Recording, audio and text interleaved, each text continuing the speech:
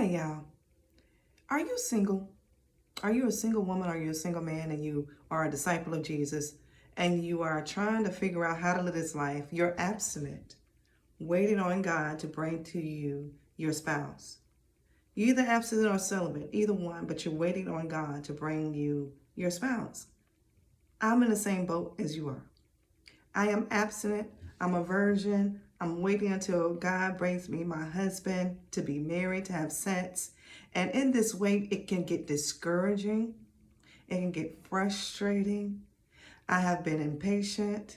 I have been tired. And all those different things that you may be feeling right now as you're listening to me.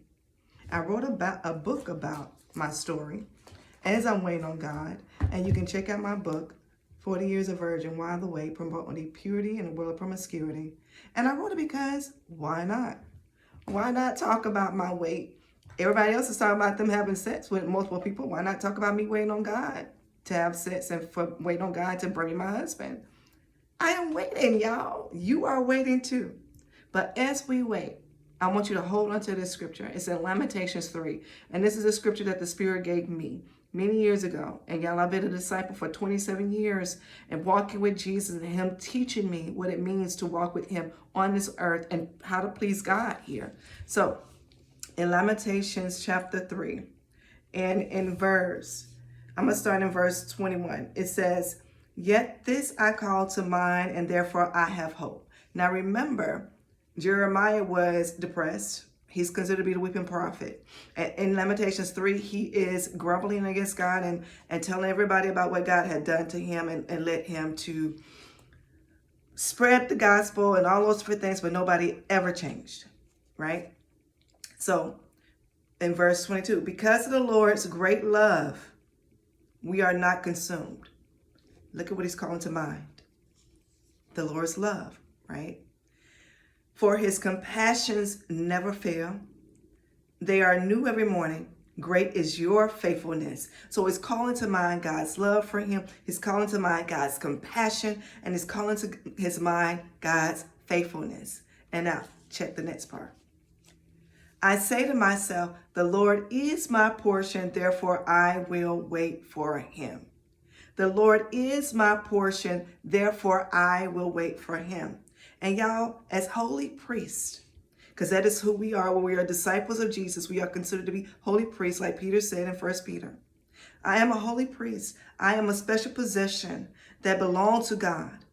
And God has chosen to allow me to get to know him. And he's chosen to allow me to be in his household. And being a part of his household means that he has given us everything already because he's given us himself. That's what it means. God is our portion. He is everything. And going back to what I was saying already, as a priest, back in Levitical text, in Levitical teaching, priests were given 10% of what belonged to God. That means they were given God's portion. God already owns everything, and they were just giving back to God what God had given to them. God already owns everything now. And when he sets his mind to be ready for you to have your husband or your wife, it's him allowing you to have that portion, giving you a piece of what he's already had. Now, let me say that again. God is the portion. When he opens up his hands, and Psalms 105 says that's when we are fed. That means God is already everything. We already have everything when we have God. And so when we're asking for our spouse, he's just giving us a little piece of him that he wants us to have here on this earth. But we already have to realize we already have everything because we have him. This husband and this wife is not everything. God is everything.